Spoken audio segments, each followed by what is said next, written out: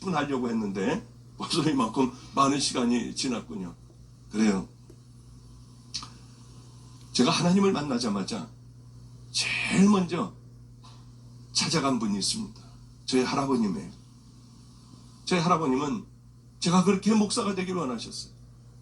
그렇게 종이 되기를 원하셨어요.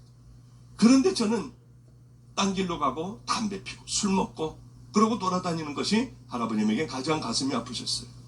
가끔 가다가 둘이 앉아서 얘기를 하다 보면 너 그렇게 하면 안 되는데, 너 종의 길을 가야 하는데, 우리 집에 대를 이어야 하는데, 그럴 때마다 얼마나 신경질이 났는지 하나님을 만나고 할아버지 방 문을 두들겼어요. 우리 할아버님은 90세가 거의 다 되셔서 원고를 정리하고 계셨습니다. 저에게 반말도 안 하세요. 아이고 우리 장손 오셨나? 제가 할아버님은 너무 기가 막히게 하나님을 만나고 와서 할아버지 제가 하나님을 만났어요. 뭐야? 하면서 놓더니 저를 보고 어쩔 줄을 몰라 하셨어요. 제가 종의 길을 갈 거예요. 이제 이 가정에 목사의 대를 이을 거예요. 할아버님, 하나님 감사합니다. 하나님 감사합니다. 할아버지가 우셨어요. 나이가 90이 다 돼가시면 눈물들이 없어져요. 소리만 그냥 하시죠. 그런데 할아버님은 눈물을 흘리셨어요. 일로 오라고 하셨어요. 제가 할아버지 앞에 무릎을 꿇자 할아버지는 저를 끌어안아 주셨는데 저는 할아버지가 크신 분인 줄 알았어요. 어쩌면 그렇게 어린아이같이 왜소한지요. 제게 제 살에 닿는 것은 다 뼈들 뿐이었어요. 배짱 만드셨어요. 얼마나 좋아하면서 우시면서 기도를 하시는지요. 하나님, 이 아이 우리 집안에 내가 죽기 전에 우리 장손의 소원을 들어주셔서 감사해요. 우리 장손이 목사가 되게 해주시니 감사해요. 어떻게 이런 일을 내게 살아있는 동안 보게 하셨니? 그러면서 기도하시는데 이 아이는 꼭 성자의 길을 가게 해주세요. 그 기도를 하셨어요. 그리고는 저만 보기만 하면은 야, 이 목사 한 수 언제 봤나? 왜냐하면 우리 감리교회는 제가 제일 존경하는 분하고 함께 가서 감독님들 전체 감독님 있는 데서 무릎을 꿇으면은 우리 할아버님이 제일 존경하는 사람이 제 머리에 손을 얹고요.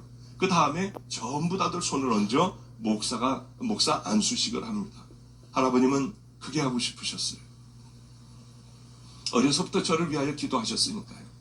언제 목사 안수 받지? 할아버지 신학대학원 아직 가지도 않았어요. 일주일 후에 가면은 언제 목사 안수 받지? 할아버지 일주일 전에 물어보셨잖아요. 이제 얼마 있으면 목사 안수 받지? 할아버지 3년 남았어요. 할아버지 이제 1년 남았어요. 할아버님은 이 개고기를 잘 안 잡수셨어요. 내가 박전도사 안수하러 가려고 게장국도 내가 먹어요. 내가 하루에 30분씩 방배동 카페 골목을 다니며 전도했는데 이제는 내가 다리에 힘을 얻으려고 1시간씩이나 걸어서 전도를 해요. 우리 주님이 내가 박전도사 안수 받는데 가게 해주실 거야. 그러고 그렇게 뒷짐을 지고 왔다 갔다 하시면서 그런 얘기하실 때 참 눈물이 났어요. 어느 경우는 할아버지 이 달력을 보니 빨간 줄로 XXX표를 치셨어요. 봤더니 제가 안수 받을 날을 꼽고 계셨어요. 얼마나 남았니? 6개월 남았어요, 할아버지. 얼마나 남았니? 3개월 남았어요, 할아버지. 그때 저희 할아버님 연세는 95세였어요. 평생을 목회를 하신 분이고 이 성자의 삶을 사신 분이에요. 무소유로 사신 분이에요. 그런데 담도가 막히게 되셨습니다. 그래서 내시경으로 담도 수술을 하셨어요. 그러고 나서는 체력이 확 떨어지셨습니다. 제가 안수받기 6일 전이었어요.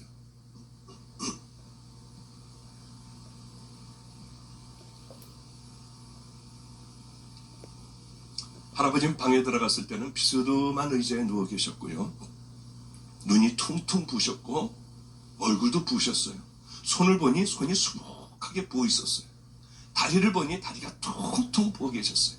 이제 정신이 오락가락하고 계셨어요. 이제는 더 이상 밀어서는 안 되겠는지 손가락을 까딱까딱하며 아래를 가리켜서 맨 처음에 무슨 말씀인가 하다가 안수를 해주시려고 하는구나 하고 얼른 가서 무릎을 꿇었습니다. 할아버님은 머리에 손을 얹으셨어요. 뭐라고 얘기하시는지 몰랐는데 콧소리였습니다. 이렇게 콧소리를 하시더니 마지막에 분명히 제가 알아들은 말씀은 송자라는 말씀 한마디밖에는 알아듣질 못했습니다. 그리고 일어났어요. 이 할아버님에게 평생을 목회를 한 할아버님, 이제 저는 6일 후면은 목사 한 수를 받게 돼요. 할아버지, 어떻게 해야 이 목사의 길을, 저도 알지 못하는 이 길에 어떻게 가면 돼요? 꼭 한마디만 말씀 좀 해주세요. 아무도 없었어요. 할아버님은 갑자기 막 움직이셨어요. 이렇게 일어나려고 하는데 일어나지도 않고요, 막 뻐둥거리셨어요. 그 얼른 이 스펀지 그 벽에를 갖다가 할아버님 뒤에다 이렇게 좀 해드렸습니다.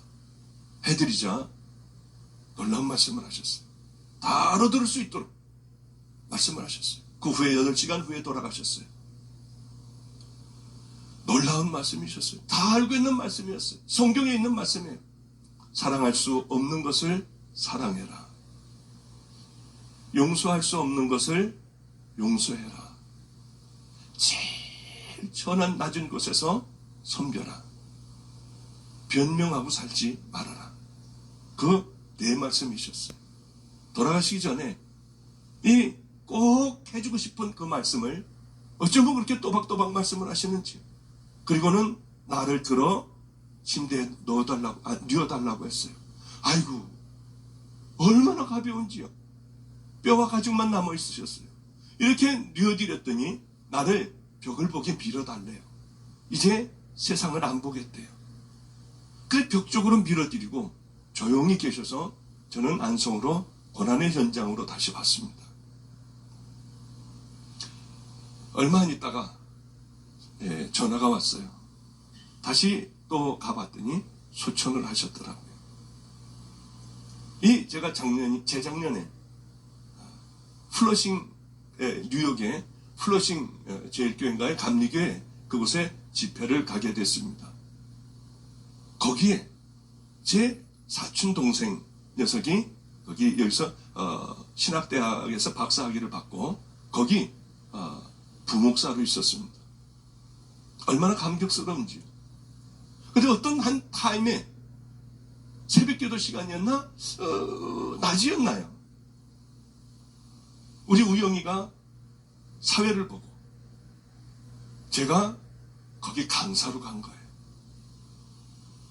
얼마나 기가 막혔는지. 이 아이가 저를 얘기해서 저 거기 간 거 아니에요. 거기서 가서 설교를 하는데 눈물이 얼마나 나는지 할아버지가 그렇게 보고 싶더라고요.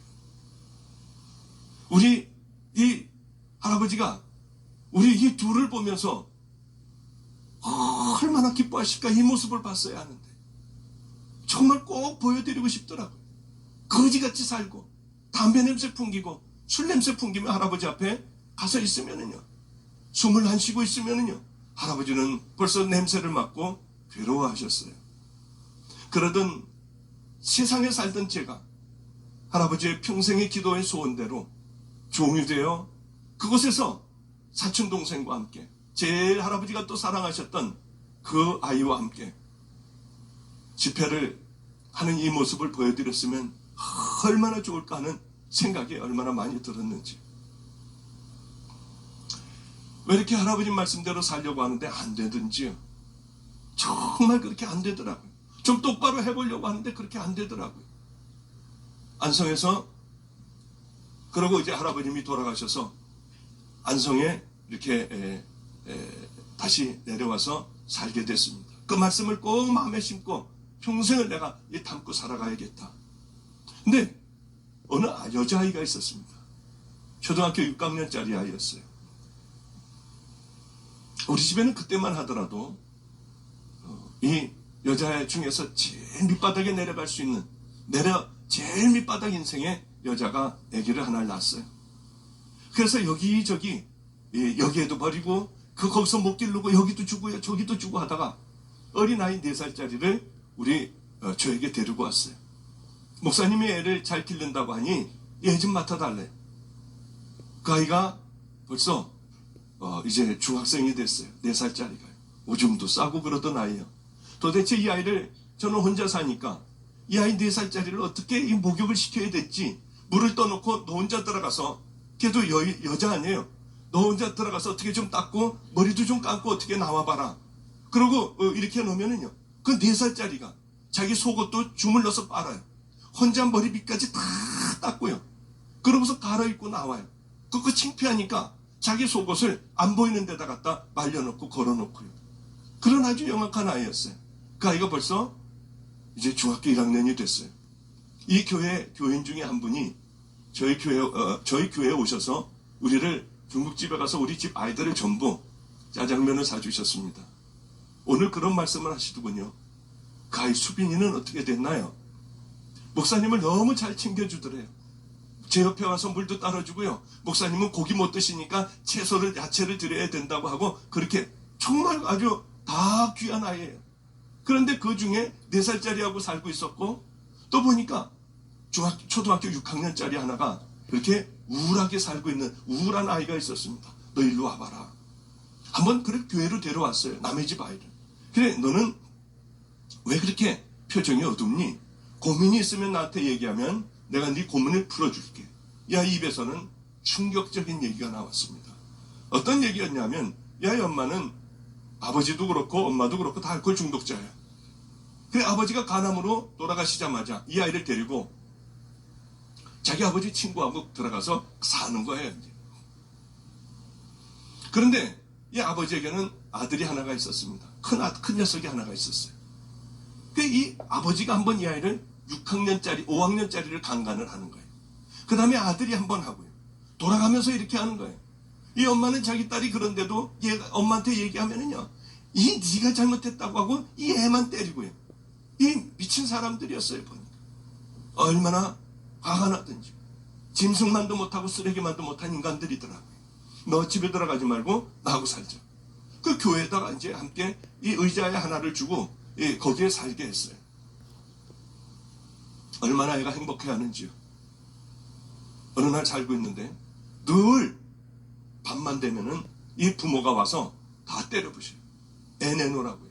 애가 피하지 못하여 막 도망다니면 잡아가지고 머리채를 잡아 끌고 이 2층에서부터 질질질질 끌고 내려와서 애는 죽는다고 울고요. 저는 어떻게 해줄 수도 없고요. 사조신경을 외면서 막 따라가고요.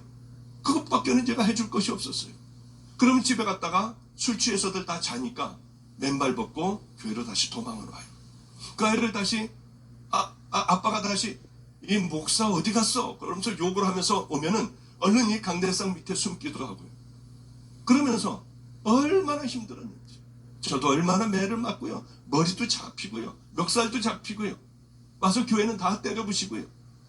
그래 이제 그 사람들이 올 때 되면 문을 다 잠궈버려요. 밑에를요. 셔터까지 다 내려버려요. 그러면은 돌을 던지고 동네방네에 소리를 지르는 거예요. 내 딸 내놓으라고요.